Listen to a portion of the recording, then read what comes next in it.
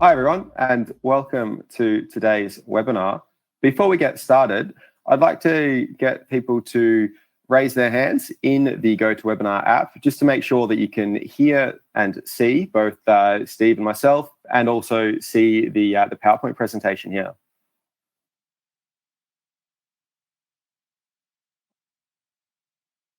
Perfect.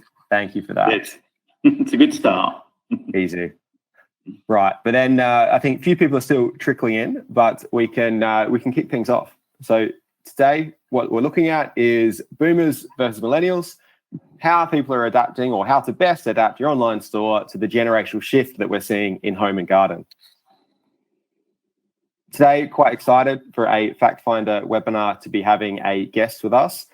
Myself, my name's Stephen Batley, and I work with our customers in Northern Europe, working with their search and personalization in the DIY sector. And we have a very special guest, Steve. Morning, Stephen. Thank you very much. Steve Collinge, Managing Director of Insight Retail Group and founder and executive editor of the website Insight DIY. Beautiful. So what we're going to be going through today is kind of broken it down to three main focus areas. And that's the generational differences that we're seeing between those boomers and millennials and their buying behavior in the home and garden sector, the shift that we're seeing in some of these best practice stores that we're working with, from looking at selling individual products to selling an entire home and garden project, and then also how, after what we've been through in the last 2 years, some best practices on how people are adapting their e-commerce channels to really take advantage and help as best possible the millennials and the boomers there, before jumping into some Q&A. But really, kind of to set the scene, we can start with looking a little bit at the impact that COVID-19 has had on consumers. Steve, what have you seen here from your research? Well, it's been a roller coaster, hasn't it? For all of us individually as well as professionally. Crikey, we've had to adapt in so many ways, changing our homes, changing the way that we live our lives, coping with challenges that we never would have expected going back sort of 5 years. So I think the greatest impact on the home and garden industry has clearly been the lockdowns, the people being stuck at home with some cases a bit of spare money in their pockets because they're not traveling, and spending that or getting the jobs done, working through the jobs lists that we've had for many years and finally getting cracking and getting them done. And that's exactly what happened. We saw some sort of smaller projects done in 2020, which then moved on to the bigger focus, trade starting to pick up again in 2021. And of course now, something of a slowdown this year. So there's been, like I say, a bit of a roller coaster. Absolutely. And I think with that roller coaster of consumers, it ties quite nicely into what's that meaning for the other side of the equation, because they're, of course, on this roller coaster as well. I mean, talk about challenge. I'm not sure any retailer sat down 3 years ago in their SWOT analysis and strategic planning and expected they had to shut their stores for a period of time. And that had a huge impact on how the retailers operated, really from the end of March 2020. There's impact which we're still seeing now, the requirement to change their business models, to review their supply chain, to look at how their website works. It's so many different ways they've had to invest and adapt. And some of them, I think, were caught a bit short in that first period, but the speed at which they were able to change proved to them how quickly they can actually move these juggernauts of businesses. And most interestingly from that, it's led to the businesses now testing and trialing things at a pace that I've never seen before, over 20 years in the industry. And we're now seeing a real pace and a focus on how can we do things differently with every aspect of their business, which has turned into a really, really exciting period, actually. Absolutely. And we've even seen that as a vendor to these home and garden stores, that the pace is just so quick to keep up. We actually had to go to the point where we acquired another company to be able to bring in those technologies to keep up with these changing needs that the retailers are having because of these changing behaviors that the consumers are having. if we look at kind of a higher level, what is it that you've seen over these kind of last 2 years? For those of us close to the industry and close to retail, this will be very familiar to you, really. And this is the acceleration of online purchasing. We were running at total retail or online share of total retail spend early January 2020, getting to that 20% level. This, of course, during lockdown when stores were closed, obviously that moved pretty quickly up to mid-30s, 37%, I think, was the highest point it reached. Now, bear in mind, this is not home and garden. This is total retail spend online of anything. This is booking your delivery, whatever it is. It sits within these numbers. But the key point is where we're now at, and that's the sort of 26, 27% total retail.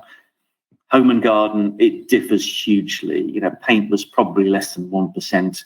I would say paint is now probably running about 7-8%. Some categories we're 60, 70% of purchases now being made online as well. So it gave this chart a clear kick right at the backside, and it brought in many of the generations to be purchasing online that perhaps hadn't across some categories, particularly home improvement and garden previously. Yeah, that's really interesting. I think looking at those different generations, you've got really those two groups, which is the kind of the key of what we're talking about here. I think we have it on the next slide here. Looking at those two groups that have kind of already been in the industry but having to change their behaviors a lot, or are now just starting to work and kind of take on those projects. Yeah, I've seen a gradual realization and wake up of the retailers over the last 18 months of having to get their heads around the millennial generation. Of course, some millennials are now age 41. Stephen, I imagine you probably sit comfortably within that millennial bracket. Smack in the middle, I think, yeah. They think differently, they purchase differently, they have different loyalties. And this realization of we may have to change things in the way that we communicate with customers, in the way the role that the store has, how the website works. But in many cases, I'm still seeing a lot of the retailers acting as if their target market is the late 40s, 50-year-olds, homeowners, and everything seems to be targeted towards them. So just quickly in terms of the differences, baby boomers, and I'm some way off that, I have to say at this stage, higher than average income. We know that's the case in many cases. Yeah, some of them have second homes. They're investing in the properties they have. Some of these as well have saved because they weren't traveling, or actually the number of people who've dropped out of the workforce, they've been able to take their pensions and spend on homes is quite interesting. It's a very, very important category of consumers for the industry. Many of them homeowners, many of them honed their DIY skills over the years, and are now spending more online than they did previously. So this has been the target for all these DIY and garden retailers for the last 30 or 40 years. What we're now seeing, of course, is many millennials buying their first homes, getting that step on the property ladder, and the hunger and the impatience of this generation to get their first home is like nothing I've seen before. It's the same across other parts of Europe. It's the same in the US. They will go without so many things to save the deposit to be able to get their property. And when, of course, they're buying their home, they're being faced with these DIY tasks with a passion and an interest. None of the issues that I've had over the years, trying to put wallpaper up or something like that would just put me off ever tackling those tasks again. Sorry, those wallpaper suppliers who are on the call at the moment. But the millennials will very happily take on any project, although they may be lacking in skills. They're pretty certain they know where to go to be able to get the help from YouTube videos or other sources to get them to a good place pretty quickly. But fundamentally, at this point, they have virtually no brand loyalty. They will happily buy from a brand which may only be 1 year, 2 years old that they're seeing on Instagram, because they like the way that brand is talking to them, either through the right communication, the right inspiration, talking about sustainability. Unfortunately, we're not seeing that type of communication to millennials. at the moment from the established bricks and mortar retailers, let's say. And we're really seeing that here internally as well, because of course we get a huge amount of click data and seeing how people are interacting with the home and garden websites that we work with. And it's a broad range of behavior sets that you can see. And it's to really tailor to both of those groups it's really a challenge. It is very difficult when you're trying to get into the heads of those people as well. Most of these businesses are run by 50-year-old men, and trying to understand millennials, where they're coming from, what they want is absolutely critical. And the insights team of the retailers, I'm sure, are doing their best to get their heads around this at the moment. But then we know it's hard, but what does that mean now? I think what is DIY or home and garden? What is it competing with? Well, now that we're in 2022, of course, we're seeing a very different home and garden industry. I've always had the view that the two main competitors for the industry are not marketplaces, they're not Amazon, they're not other retailers. They are leisure spend and they are new car spend. And during lockdowns, of course, you couldn't spend any money on leisure. It was hard enough to try and get hold of a new car with the chip issues, which actually still continue today. There was only one place. You either saved the money or you spent it on your home and your garden, which is exactly what happened.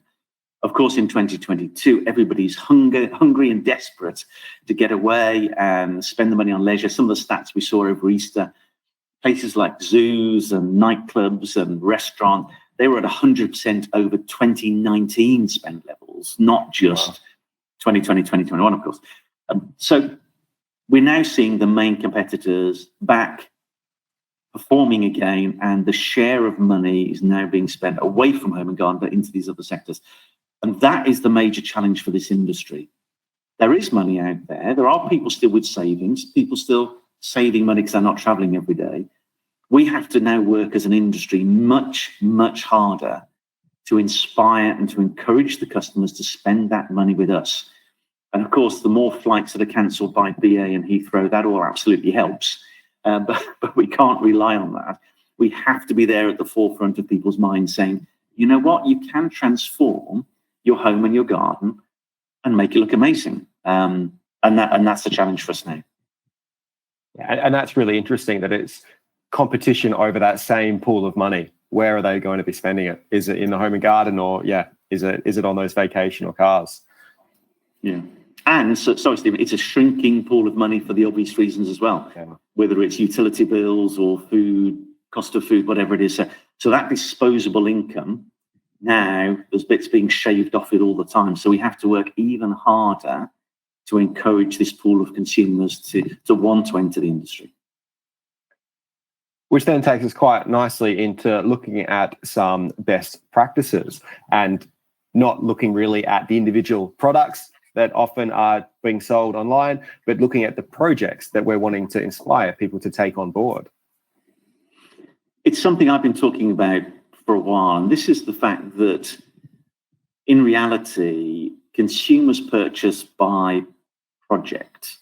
I know retailers have done a lot of work in this space to try and understand it. And if you think of the projects sit on a scale, from one hand here, you have the smallest projects possible in home and garden. It might be buying a bag of compost, or it might be buying a new light bulb or a battery for your smoke alarm. It's about the most simplest project you can get. Right the way through to the other end of the scale, you're building your own house, or you have an extension done. And as you come back from that, you've got a new kitchen, new bathroom, you're replacing the flooring, through to painting the room, and then back to those simpler projects again. There are around 300 projects that have been identified within home and garden. And consumers, whether they are boomers, whether they're millennials, are entering our industry with a project in mind. It is always the case. And yet, as retailers and suppliers, we talk to consumers by product. There's a really good example today on the Wix website, on the homepage, where there's a paving slab. There's the paving slab reduced from something like £4 something to £3 something. Now, that's great. And if you're absolutely in that market and you see that, you may engage with that. But having a single product outside of the project makes it really difficult for consumers. So whether they're accessing the website and seeing categorization, which is entirely functionally product related, or they walk into store and see 2,000 cans of paint, there's a mismatch in the communication of where the consumer's needs and expectations are, particularly with millennials, where they're expecting this to be easy. Ordering a taxi, ordering takeaway food is the simplest thing possible. Coming into Home and Garden, wanting to put a new floor down, and the friction within the purchase process, which is there, the lack of understanding, the lack of knowledge of the vocabulary, there's a massive gap, and this is a fundamental problem. If retailers can continue to talk to the consumers that they believe already have a certain amount of knowledge, that's great.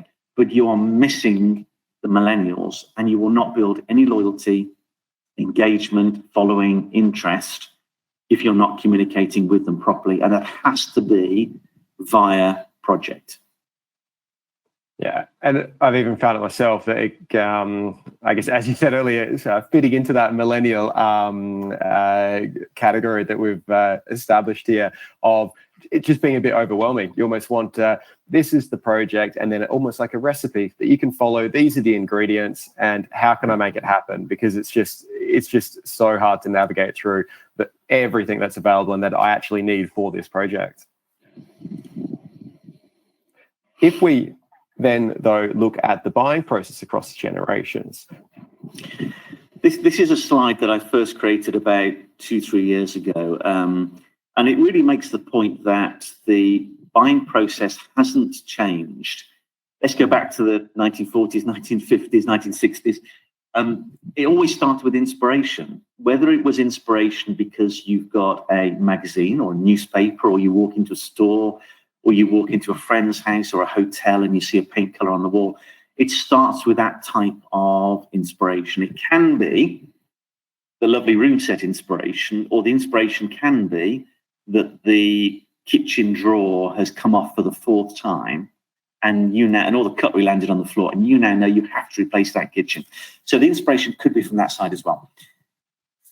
Let's look at these days, and let's look at tomorrow. Let's say, inspiration now is still in those same places. We still rely on our friends and our family, but now, of course, you have Instagram, TikTok, Pinterest. You have plenty of sources of inspiration. So, starts with inspiration. Then it moves on to, you've decided on your project. You're then in the searching for the right product and the right retailer to help you with that project. You're fundamentally looking for someone who's going to hold your hand and help you to deliver that transformation for your home and garden, because it matters. It's an emotional purchase. You're going to be changing your home for the better. You need a trusted partner who doesn't just show you pretty pictures, takes you by the hand, says, we do that, we can do that project. Come to us in store or buy online, and we'll guide you through that. So 1950s to now, inspiration, starting the process, you still got to find that retailer. It's a lot easier now with many, many retailers online, but you still got to find ultimately that partner that's going to hold your hand through the process. Stage 3, you're actually buying the stuff. You're physically buying that product and having it delivered, or you're collecting it in any form or way that you particularly want. Critical part of it, if it's a kitchen, you may choose 3 retailers to get a quote from before you decide to make that purchase. A long purchase journey. If the project is simpler, it's something you'll decide on when you're in store or while you're online. But ultimately, you need to get that product, you need to get it home and complete that project. So these 3 stages, exactly the same for the boomers or for the millennials. There's just slightly different focuses around where the inspiration is coming from, or how you find that product or that retailer. And then, unfortunately, you've actually got to do the job. So completing the actual task, the installation, simplest form, screwing in the light bulb, right the way through to buying the timber for whatever it is you're building in the garden. It's about that project completion bit. And as a boomer, you probably pretty much know what you can and can't do. So a project completion for them is, I can do this myself. I'm going to get the product delivered to home, crack on with it. I've got the confidence I can do it. For a millennial, they've probably got the confidence they can do it.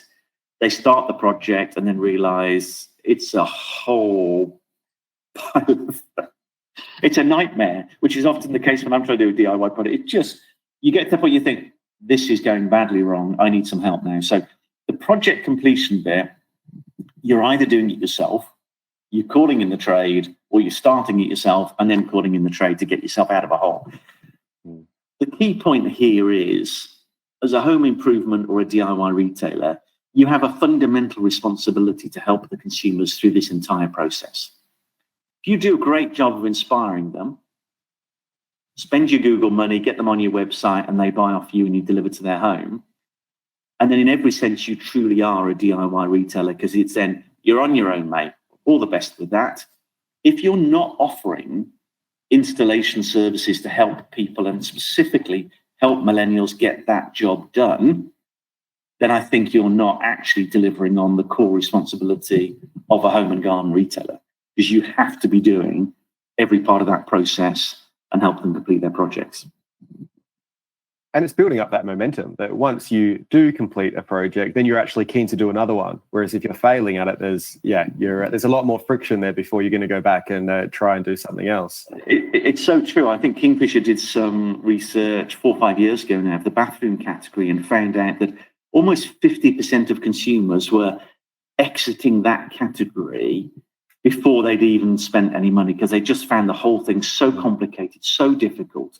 Trying to find a plumber was so challenging that they had the money and they've been inspired and they'd done the research, but they dropped out of the process because a retailer was not being effective at stage 4.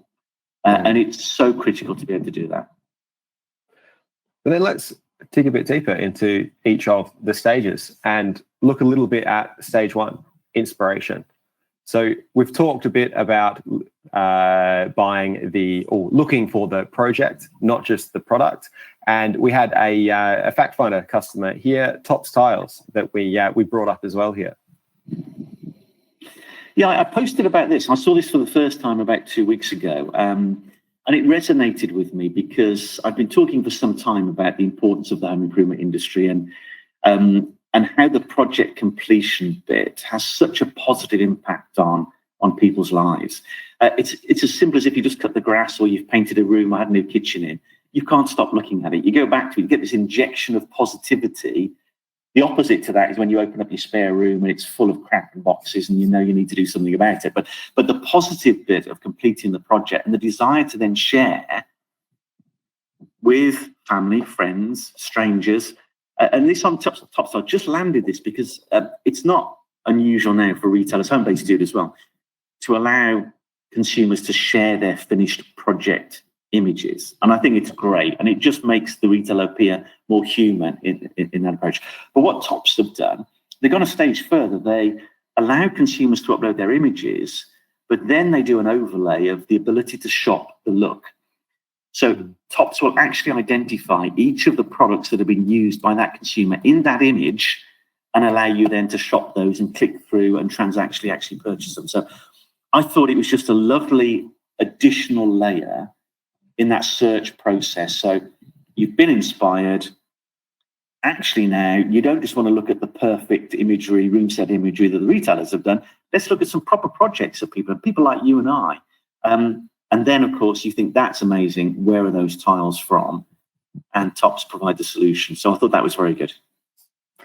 And then the other side of it as well is the content, having that help available. So the knowledge base as well that they've built up, that's, of course, searchable, that we're powering with the Fact Finder search tool through their content pieces, so that if you are doing it yourself, not only you can look and shop the look, but you can also get help throughout the process to try and make sure that you're as successful as possible when undertaking the task. Mm-hmm.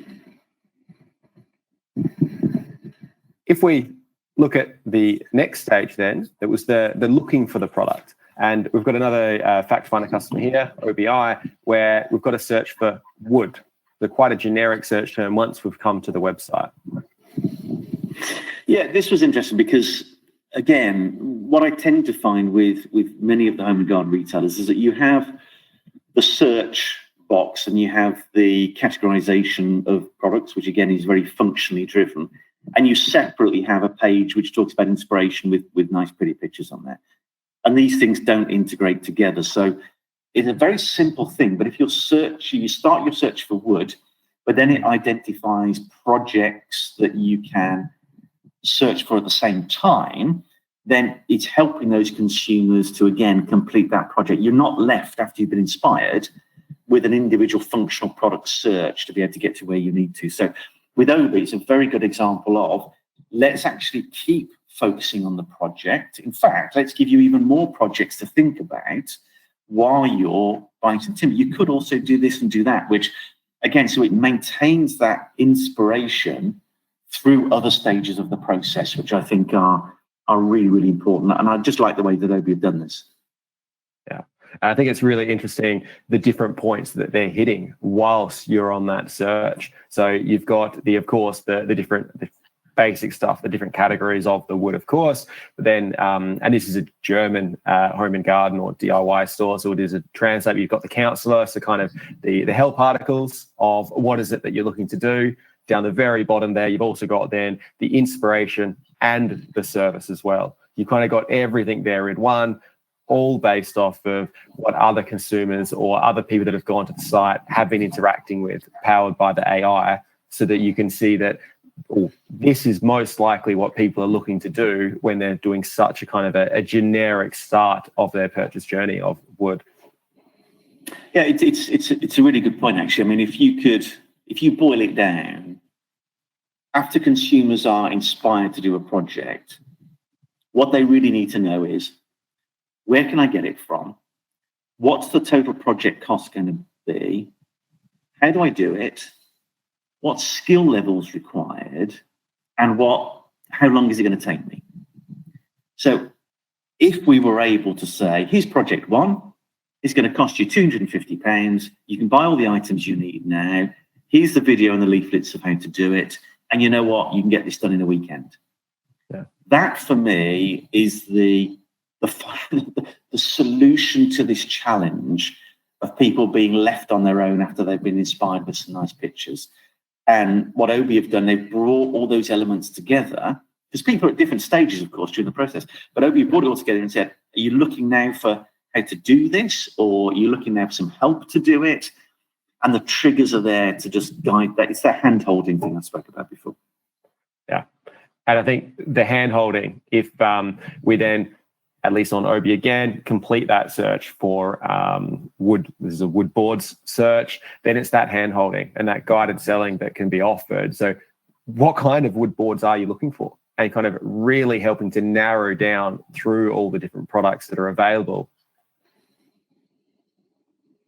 Yeah, I suggest anybody goes and has a look on that website. You can get an English version, I think, can't you? I think through Google, but just have an explore on that, because it's very interesting, the work that they've done on this. Yeah. And then if we take this all one step further, we then also have customers that are working with one-to-one personalization. And what I thought I could do here, Steve, is I could come across. Can you see my webpage here? Yeah. Perfect. So I thought, to save myself some money so that I don't actually have to buy a drill, that I can show you how the personalization works in action, as opposed to just having those screenshots there. But what I've done in the Fact Finder demo environment is I've searched for a drill in Swedish, and I've got all the different drills there. We've got two ways that we work with this one-to-one personalization, and that's either your session intent. So what is it you're looking to buy? And that's working in real time in session. So for example, if I interact with a Bosch drill, and then in my next search, say I search for a Ryobi as the brand, we know that you're most likely looking to buy the drills and then personalize based off of that. So it's trying to really mirror what would happen in the store. If you're talking to a clerk in the store and you've just looked at one of the Bosch drills and then said, oh, what about Ryobi? most likely you're looking to buy the drill, and we can keep you there so that when even if it's a customer that's coming the first time to do a DIY project or a home and garden project and needs a certain tool, we can still offer that personalized experience. Otherwise, if we were to purchase the drill, then if that customer's returning and say searches for a hammer drill,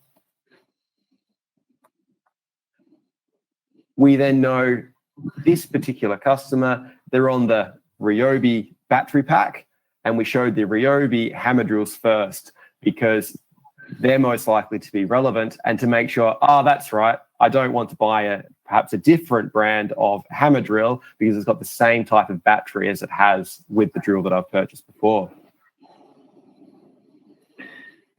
Very good. I've now learned what hammer drill is in Swedish, which is my learning for the day. The key takeaway here. But no, the personalization, it's still an area where we're sort of dipping our toes into in many respects. I mean, the very fact that I could be a significant customer of one of the retailers and I walk into that store, I could have spent £20,000 over the last 2 months. Yeah. And I could walk into most of those stores in the UK at the moment, walk around and walk out, and nobody would ever know that. I could equally be the first customer that's ever walked in wanting to buy a light bulb. If you take each stage of that, then ultimately the personalization piece where you understand your customers and trying to meet their needs much faster, particularly as there's an expectation from the millennials that you're going to make this job easy, this search job easy for me, then personalization is such a critical area. And like I say, we're only really seeing the first stages of this at the moment in our retail. Yeah.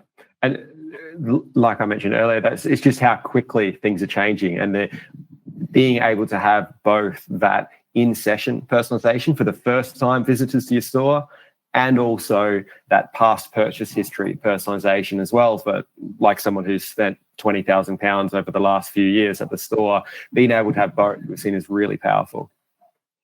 And also there's some interesting clues in this because, one of the main triggers for spend within home and garden is, of course, a house move. And the first thing you tend to buy is a lot of cleaning products in that first weekend as you move in. If it's, it's not a brand new home, of course.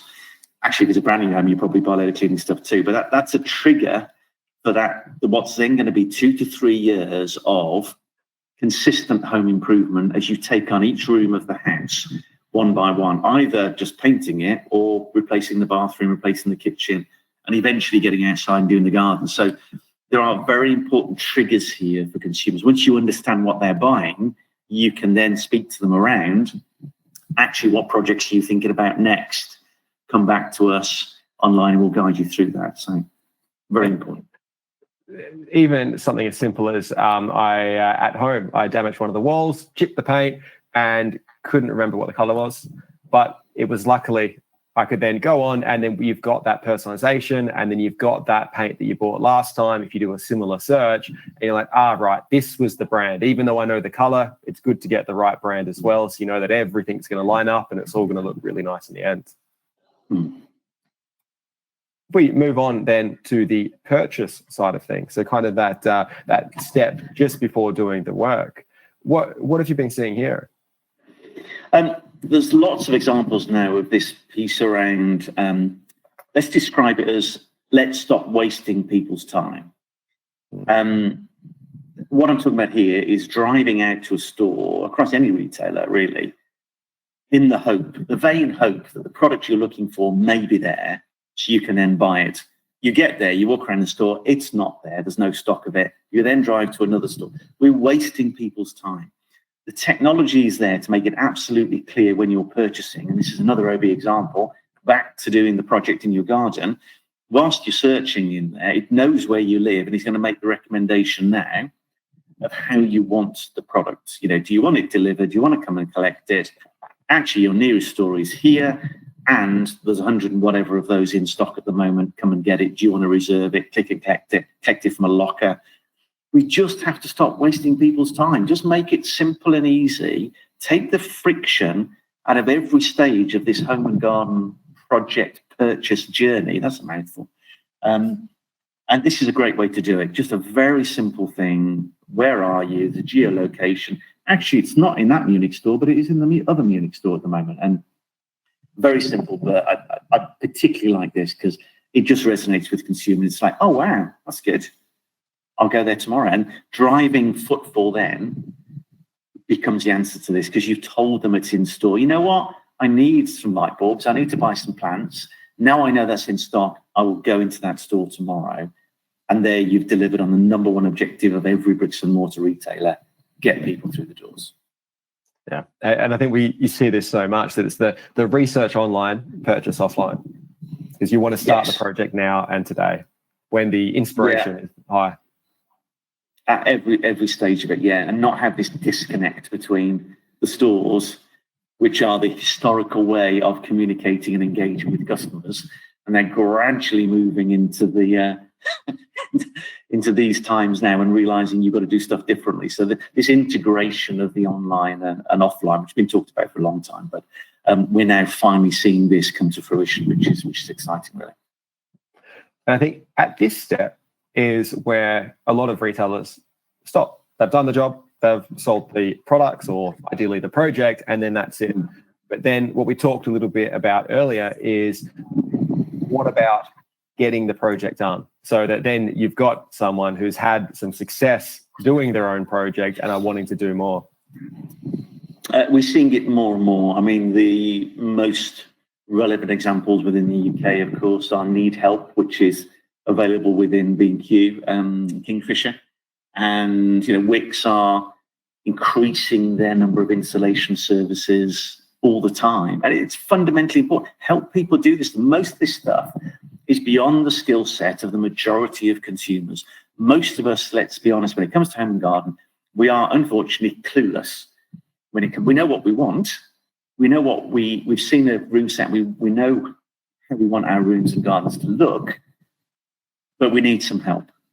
And it is a fundamental responsibility of these retailers to provide those services. I genuinely believe that.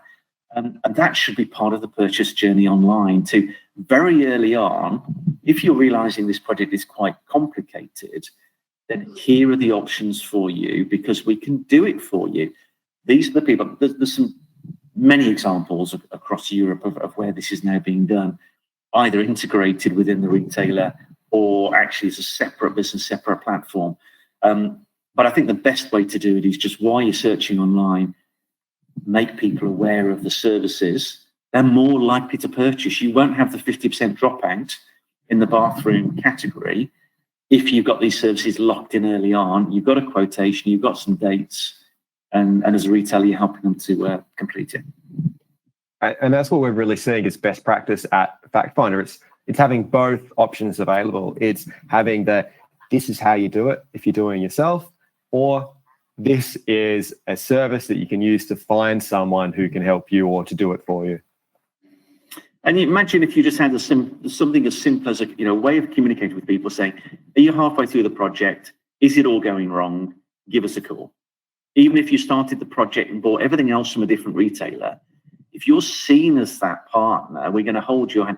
Give us a call. We'll help you through this. Yes, I accept there is investment and everything else required to provide a service like that. But it's not rocket science, is it? Let's really help consumers rather than wave them off from the store, say you're on your own, all the best with that. But if you happen to do a good enough job of it, please send us a picture. We've got to do it different. Yeah, it's about being that trusted advisor. It really is, yeah. So that's a bit of a deeper look into the 4 steps you mentioned earlier, and looking to sum it up about kind of that core message that you've been talking about in regards to both the boomers and the millennials of going from product focus to project focus and led by that inspiration. Absolutely. The product project shift is something that we see it in the inspiration stage. We don't see it so much across any of the other stages. Some retailers are good at parts of it. Other retailers are good at other parts. Nobody does a brilliant job across all 4 of them. So, and I think the key point here, back to the competitive set for home and garden, we need to really heavily invest in the inspiration section, because that is the gateway. That is the entry point. But if we only use it as the entry point when people walk through there with their lovely pictures and they've got nowhere to go, then it falls away. So start with that inspiration, lead them through the process in every way, make it so easy for them online. Use stores as part of that process if you needed that people's preference is to collect it or to go in store and look for inspiration and help themselves. But with the project, make the product discovery bit far easier. At the moment, it is just category after category after category. Best example I always use is that you're doing a decking project and you go online and walk into a store and you've got decking at one part of the website or one part of the store, and you've got the decking oil or stain at another part of it, you've got the weed cover somewhere else. Nowhere does it all get pulled together, and it doesn't happen online, it doesn't happen in store. And yet people are doing a decking project. They're not just buying a piece of decking, so really, really important. And the more that you can then personalize as people go through that journey, they've bought this house, they've got lots of projects to do, be the retailer that holds their hand, that knows where they're going next. You bought a load of cleaning products, we're pretty certain you're going to be painting soon. So come back to us, here's some inspiration ideas. And you know what, if you're so busy, then let us paint it for you as well, and we can get that project done. So I think that probably sums it up in terms of the key elements of that. And focus on millennials is so critical because they need help more than any other group. And what were the latest figures? I've seen something like 25, 26% of total retail spend currently, millennials and Gen Z. And that's going to be up to 40% by the end of this decade. This is the generation we have to focus on. We have to make the changes to meet their needs. Absolutely. And future-proofing, I think, the business. And that's what we're seeing a lot. So just kind of to tie it back to why it's Fact Finder that's working with Steve here and showing these best practices of the customers that are using our technology. It starts with what we call the Fact Finder core. So it's the search, but at a project level. So it's making sure people are finding the right products that are related or in the context of the project that they're working on. You can personalize off of it. We know that once you've bought the wood for your decking, we can then recommend the oils because we know that that's what you're looking for. Having the geolocation so you can pick it up. And then also, of course, the predictive basket, so that if we know that typically when people are buying these different items at a home and garden store, have you thought about this? Because nothing worse than finishing up and getting home and then you've missed something that you're needing that's key to the project. Okay. We have a Q&A. But what I thought we could do before that is we also have a poll, which I think could be interesting. If we could start the poll now, that should take over the screen. And the polling question is, which of the 4 stages do you think is the most important? Steve, which of the 4 do you think is most important? I put you on the spot here, it sounds like.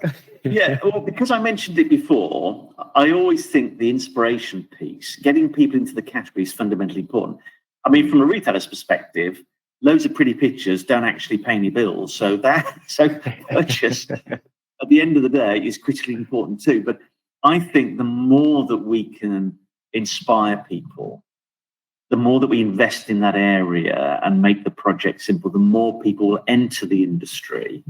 And then we can convert them through the search and everything else to make that purchase and get the job done. So I'm still on the inspiration stage as being the most important to persuade people to spend with us and to not spend on new cars or going on holiday. Interesting. I think I'll leave the poll up there because we do have one question that came in a little bit earlier that I didn't get to. But Steve, would it be helpful if I read out the question for you and then we can get your take on it? Yeah, of course, go for it. Sure. So the questions come in from Angus, and it is, where and how do you see a brand owner helping the big box retailers inspire projects rather than sell products when we don't want to become direct to consumer? Or do we just bite the bullet and become good at direct-to-consumer and bypass the big box retailers? Wow, there's lots of questions in there. It fundamentally depends what your strategy is. If your strategy is direct to consumer, and there are many brands out there who are moving into that space at the moment, then that is all about the project focus within your own website. If your strategy is to support and grow with the major retailers, then you have to provide them with the content. It has to come. They can't take all of the photography across all the various brands and products and categories out there. It is reliant on the suppliers to provide that rich content to the retailers to enable them to do the things that we've spoken about today. Without that, you'll get a load of really nice room sets done once or twice a year, which are very expensive, whether they're CGI or physical. And that's what you then see turfed out onto Instagram. And it's all very good. It tends to be focused on paint, but you're not delivering the real project. So suppliers out there, the content that you're now creating for marketplaces or anywhere else, you've got to go a stage further than that. You've got to stop thinking about individual product in a box and realize that your product is part of a much broader project. So I've been talking and working with some brands who are now sharing the costs of the photography. They're non-competing, but they realize that content, doing a room set, you might as well get the carpet in there as well as the paint, as well as some lighting. Everybody shares the cost of it, and you've got some fantastic rich content that then goes to the retailer. All four suppliers benefit, the retailer benefits. So it needs some smart thinking about that. But hopefully that answers your question. And whether brands, which strategy they should follow, well, fundamentally around the direction they want to go in. You can have your own D2C website. I've got my own views on the challenges of investment within that. And if you're not the number one player, it's going to get a lot harder to make money out of selling direct to consumers. I'd be saying back the biggest and be part of that journey, really. Interesting. Now we've got the closed pot. The poll has closed, and we've got the results. And interestingly, Steve, it looks like most people are agreeing with you. Whether I convinced them or whether they believe that before, I'm not really sure. But we're all working in commercial businesses, and we think the actual purchase doesn't really matter, which is very interesting. But no, the key bit is we've got to reach every type of consumer, particularly millennials, and build loyalty through that inspiration and then hand-holding through the journey. Very, very important. Really interesting that the purchase was so low compared to the others.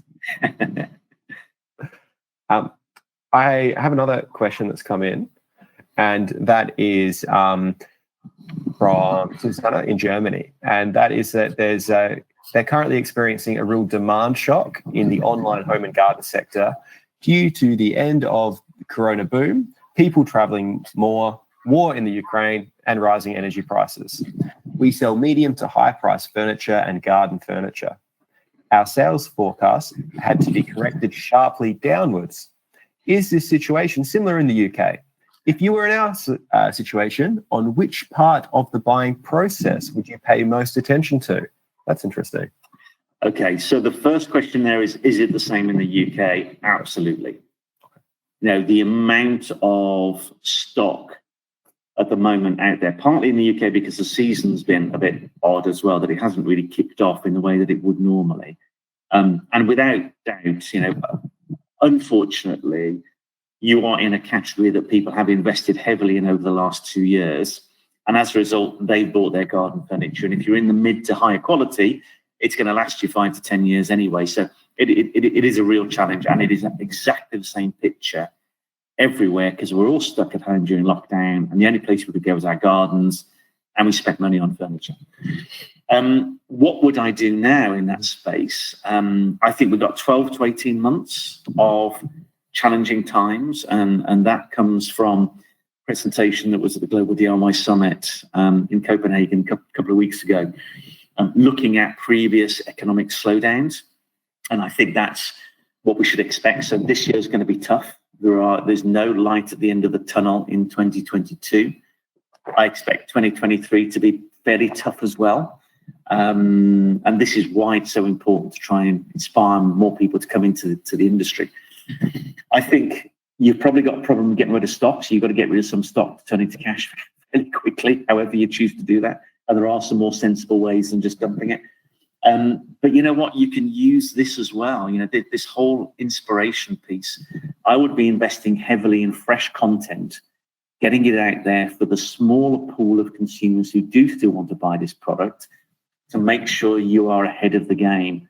So whatever you do for any brand out there at the moment, don't switch off your investment in terms of content or inspiration, because this is going to be critical. Certainly to making the most of what's left in the 2022 season and beyond as well. But it's difficult times, let's be honest, and particularly with some categories. Decorating is another category that's been hit because of the spend over the last couple of years.